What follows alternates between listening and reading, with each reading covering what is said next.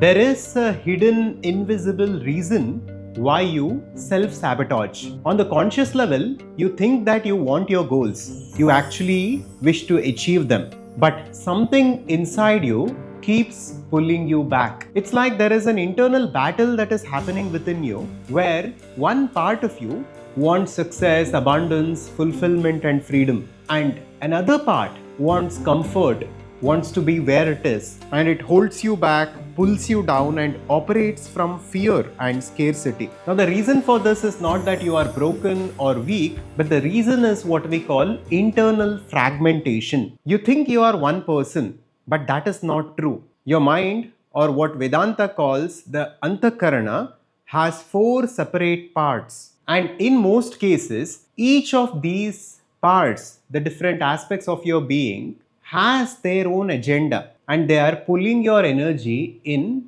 different directions. Now it's like this. Imagine that there is a boat and it is being pulled by 4 different ropes in 4 different directions. Will this boat ever reach its destination? Never, right? Because these energies cancel each other out. So that is what is happening. Most people spend decades fighting themselves without even knowing it's happening. They think they're struggling with circumstances and with the world, but they're actually struggling with themselves. And in the next 15 minutes, I will show you how exactly this fragmentation happens within you. You will understand why you procrastinate, why you feel stuck, why you overthink, and why you stay small even though you know you are capable of more. And more importantly, you will understand how to unify these aspects and bring it all together in a single direction. And this understanding alone can save you years of time and show you where you are stuck and what to do about it. So let's decode this. Now, each and every one of us, we believe that we are one individual. We are one person within ourselves. This itself is a big misunderstanding. First of all, Vedanta says we are not who we think we are. But even beyond that, even our mind and the inner instrument, as the Vedanta calls it, has different parts to it. And almost every modality and this Western self-help ideology works on human transformation as though we are unified and we are one being. But this is where there is the gap. So first of all, Vedanta says there is something called as the Antakarana, or the inner instrument. For the sake of simplification, let's call it our internal being or the mind. And we all understand that if we take charge of the mind, we take charge of our destiny, because the thoughts we think, the actions we take, the decisions we make, it all comes from the mind. So mind is where the game is. If you are a professional and an entrepreneur who's been exploring self-help and trying to understand life for some time, you know this already. But the problem is, mind itself is not one thing. It is not one entity. It has different fragments to it. There are 4 primary parts that the ancient rishis discovered. At first, there is manas. Second is buddhi. Third is ahankara. Fourth is chitta. Manas is where the sankalpas, the vikalpas, the imagination and things like this lie. Manas, it is the surface layer of the mind. But behind that is buddhi, or intellect. This is where viveka lies. This is where what is right, what is wrong, that discrimination happens. This is where subtle decision making happens, right? This is the intellect. And then comes ahankara, or the ego, which gives the entire body and mind a sense of identity. Whenever we do something, we say, I did it. My car, my spouse, my family, my business. So this sense of identification that we inherently have comes from ego, another aspect of our mind. And finally comes chitta, which is a deep aspect of our being where our deep-seated impressions, samskaras, and conditioning at a very, very deep level lie. Chitta sort of shapes our perception. It sort of shapes our awareness. And it's as though the consciousness that we are is channeling through this samskaras and it is shaping our life circumstances, right? Now, what we need to understand here is that whenever you have a goal or a vision, let's call it sankalpa. A sankalpa is a strong, heartfelt intention. The Upanishads say this sankalpa has to manifest. If you take an intention, it has to come into fruition. But in most cases, for most people, it doesn't happen, right? From sankalpa to its manifestation, there should be a clear flow, and whenever you take a strong sankalpa, you have to manifest it. That is what the Upanishads say. As a man's desire is, so is his destiny, is what the ancient Brihadaranyaka Upanishad said. But why is it not happening? The answer that Vedanta gives is it is happening, but you are not conscious of it. And you don't have one single desire, but you have fragmented desires, and you have certain desires that are pulling you in different directions. That's what we need to uncover. So if all aspects of your being, if the manas, if the buddhi, the ahankara and chitta, if everything is tuned to this manifestation, that manifestation is instantaneous. It has to happen. It needs to happen. That is the law. That is the principle. Because the four aspects of our being and even the other subparts of the being are not in alignment with our vision that we want to achieve, we end up not achieving it in many cases, or we struggle a lot, we take a lot of time, we put in a lot of hard work to achieve it. That is what's been happening. Now let's understand each of these components of our being in a detailed way. At first, there is manas. This is where sankalpa lies, this is where vikalpas lie, this is where our intentions, our thoughts, basically the surface level of the mind, which we are all aware of. Now, when we take an intention, for example, right now, you might have certain goal for your life in the short term. It can be your financial freedom, it can be some sort of career acceleration, it can be living an ideal life of evolution and fulfillment. Whatever it is, that is your sankalpa. But there are also vikalpas. Vikalpas are counter intentions. You still might have thoughts that you're not worthy of that life, and you might believe that financial freedom is difficult in this economy. You might believe that there is so much competition in the world because of AI and all the disruption that's happening. So maybe I will not get that promotion, right? All these things are vikalpa. So although you are creating an intention on one level, you're also creating counter intentions on another level. And these two are cancelling each other out. It is as simple as that. You are creating sankalpa on one level, and at another level, you are creating vikalpas, and these vikalpas are sort of cancelling the sankalpa altogether. So that is what has been happening. So that is manas.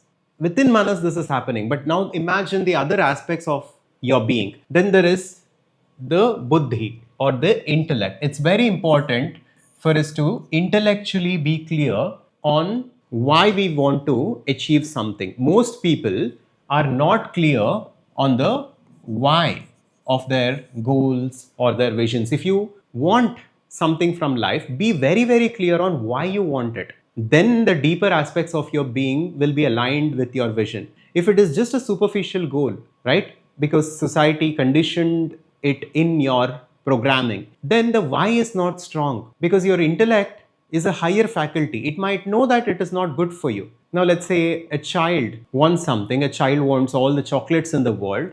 The deeper aspects of the child already understand that it is not good for the child.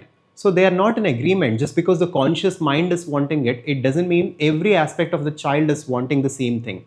Similarly, in your case, first of all, the sankalpa that you take, the intention for your ideal life should be holistic in nature. It should be a good thing for your own life, for your family, and for others as well. There should not be conflict. If it is moving out of dharma, then the deeper aspects of you, which are closer to the truth, will not be in alignment. So always when you think of your ideal life, in some way, think about contribution also. How you can contribute to the world. If you're a businessman, your products, giving quality products and adding value to your customers and your stakeholders. If you're a professional, adding value to the organization. In some way, think about adding value. Now that is one thing. Intellect decides which is real, which is not real, what is good, what is not good. So these kinds of discriminations happen at the level of intellect. So the why needs to be very, very clear at a very deep level for us to bring in the intellect together. Then comes the third element, that is ego. Now, ego is a very strong component within us. And our ego, if we go deep and evaluate, it doesn't want us to succeed. It doesn't want us to achieve financial freedom or liberation or achieve inner peace or whatever. The only job of ego is to help you survive. So, ego is the tool for survival. It's very easy for us to blame our ego and different aspects of our being here on how they are doing this self sabotage and how they are keeping us stuck. But understand this from the perspective of ego. All the ego is trying to do is to help you survive, because through thousands of years of evolution, ego understands that when we are in our comfort zone, we are safe. When we were hunters and gatherers, anyone who used to go out of the cave and who used to hunt and who used to be adventurous were getting themselves killed in the process. Whereas the ones who stayed comfortably in a safe space, they were saved. Like this, ego understands that as long as I'm in my comfort zone, even though I'm mentally ill, even though I'm physically ill, even though I'm in poverty, this is something that I know. This is my comfort zone. I don't know what wealth looks like. I don't know what ideal life looks like. I'm not aware of it, and hence it might be destructive for me just because it's an unknown for me. So that is the only thing that ego is trying to do. It is trying to keep you in your comfort zone. It's trying to keep you safe. It will not allow you to start a new journey, explore a new understanding. Even this teaching, and when we bring in people to Advaita conscious society for the advanced journey, ego in many places is uncomfortable because it's moving out of its comfort zone. But this is something that we need to be aware of and we need to check, because ego still comes from the survival mechanism and it still thinks that our life is in danger if we pursue something unknown. And hence, whenever you wish to start a new business, whenever you wish to change your job, your ego, again, it's very, very scared now and it is trying to pull you back. It wants you to stay in whatever you are doing currently. And it is right in its own way, because if you start a new business, who knows what happens, right? So ego is trying to protect you. So understand it, don't reject it or suppress it, but bring in awareness to it. And after ego is your chitta. Now directly we cannot touch chitta. It is a very deep aspects of who we are, where thousands and thousands of years of memories, of samskaras, of deep patterns lie, and it is sort of shaping our perception and our awareness. How this fits into this equation is because of your past experience, not just in this life but various other lifetimes. As per Vedanta, you have certain impressions within your chitta, you have certain conditioning within your chitta, and that is sort of shaping your awareness, your decisions, your actions in so many ways. So fundamentally, all aspects of our being should come in one direction for us to succeed at anything in life. Otherwise, it's never going to happen. So procrastination, overthinking, perfectionism, comfort zone, all these things happen because of this internal fragmentation where different aspects of our being are not working with each other. With all this, let's come to the solution. The solution within Advaita Conscious Society is something that we call the Aikya process. First of all, it is a very, very deep process. It requires time. Today in this video, we will briefly discuss on a surface level what you can start doing. But if you are a senior professional or an entrepreneur who wants one-on-one support and who wishes to go through this process of unification with guidance, then check out the link in the description and in the pinned comments and apply to work with us. And here's how you can go about unifying yourself in a simple way. First, take a book or a notepad and use 4 pages for this and label or title each of these pages as Manas, Buddhi, Ahankara and Chitta. And more importantly, your sankalpa has to be very, very clear. This is where most people get stuck. They have very superficial goals. Some people ask in the comments, how can I manifest one specific person in my life, one specific job in my life? Now, these are not sankalpas. If you're thinking in this way, this process is not for you, and conscious creation and what we do at TCS is not for you. For us, ideal life is a holistic life, a life of financial freedom, a life of abundance in every dimension of health, wealth, relationships, inner peace, spiritual evolution, contribution. Now that is our ideal life. And if you're an entrepreneur, taking your business to the next level can be your sankalpa. And if you're a professional, your career success can be your sankalpa, but make sure that that is what you truly want. Then once the sankalpa is clear, just go into meditation for a few minutes, for 5 to 10 minutes, and begin to journal what are the sankalpas and vikalpas. What are the things the surface level of your mind is saying. Here, give 2 columns or divide this into 2 parts. So on one level, make note of everything that you feel like you wish to have. Your health, your relationships, and whatever that vision is, whatever that sankalpa is, right? Make sure to make a list of it and then note down all the vikalpas. What is stopping you, and do you feel you're worthy of it?